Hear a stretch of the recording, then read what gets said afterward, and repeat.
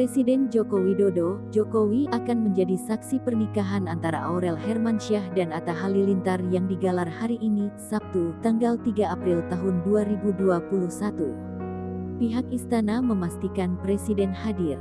Hal itu dibenarkan oleh sumber istana kepada Tribun News, Sabtu, tanggal 3 April tahun 2021. Sumber istana ini juga menyebutkan bahwa Presiden Jokowi akan hadir langsung di acara pernikahan Aurel Hermansyah dan Atta Halilintar.